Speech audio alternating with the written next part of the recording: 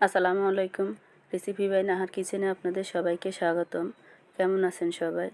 আশা করছি সবাই ভালো আছেন। আল্লাহর অশেষ রহমতে আমরাও আছি মোটামুটি এখন ভালো।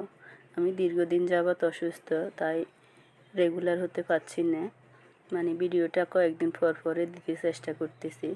সবসময় দেওয়া সম্ভব হচ্ছে না, কারণ শরীরটা এত বেশি অসুস্থ, জ্বর, গলার সুরটাও পাল্টে গেছে।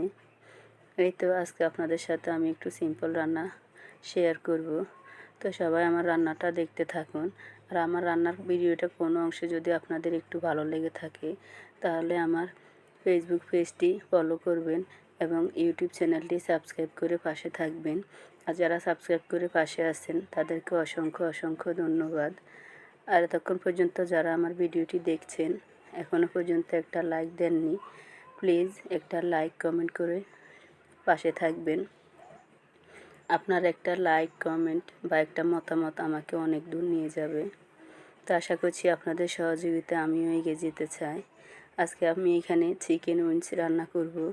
এই উইংসগুলো আমি কয়েকদিন জমিয়ে তারপর রান্না করতেছি। এই যে এখন রান্না করতে আমি যা যা মশলা দরকার সব কিছু দিয়েই তারপর এগুলো একটু ভালো করে কষিয়ে নিব।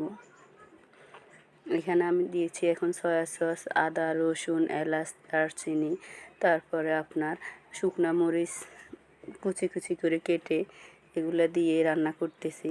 আর আমি টমেটো সসটা দিই নাই, টমেটো সসের পরিবর্তে এখানে দিয়েছি টমেটো কেটে। আপনারা টমেটো সসটাও দিয়ে করতে পারেন। তারপর এই যে চিকেন উইংসগুলো আমি পোড়া দিয়ে ভালো করে এগুলো ধুয়ে পরিষ্কার করে এখন দিয়ে দিচ্ছি। এই চিকেন উইংসটা যদি এভাবে রান্না করে দেন, ছোটো বড় সবার খুবই পছন্দ। বিশেষ করে আমার ছেলেমেয়েরা তো খুবই পছন্দ করে খায় এভাবে যদি ওদেরকে রান্না করে দিই।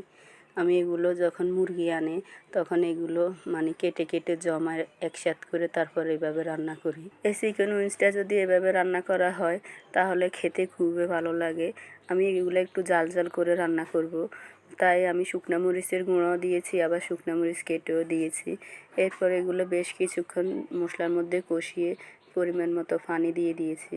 এখন এই যে নামানোর আগে দিয়েছি 1 টেবিল চামচ চিনি।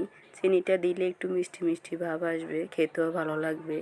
তারপর দিচ্ছি এখানে এখন কর্নফ্লাওয়ার 2 টেবিল চামচের মতো গুলে দিয়ে দিয়েছি। এই কর্নফ্লাওয়ারটা দিলে ঝোলটা একটু গাঢ় হবে, জুসি জুসি হবে, খেতে আর একটু ভালো লাগবে। তারপরে এই যে নামানোর আগে আমি ধনিয়া পাতা দিয়ে নামিয়ে নিচ্ছি। তো আমার আজকের এই সিম্পল রান্নার রেসিপিটি আপনাদের কাছে কেমন লেগেছে জানাবেন। যদি ভালো লেগে থাকে তাহলে ভালোবেসে পাশে থাকবেন। তো যারা আমার নতুন ফ্যান ফলোয়ার যোগ হচ্ছেন তাদেরকে অসংখ্য ধন্যবাদ। তো আল্লাহ হাফেজ।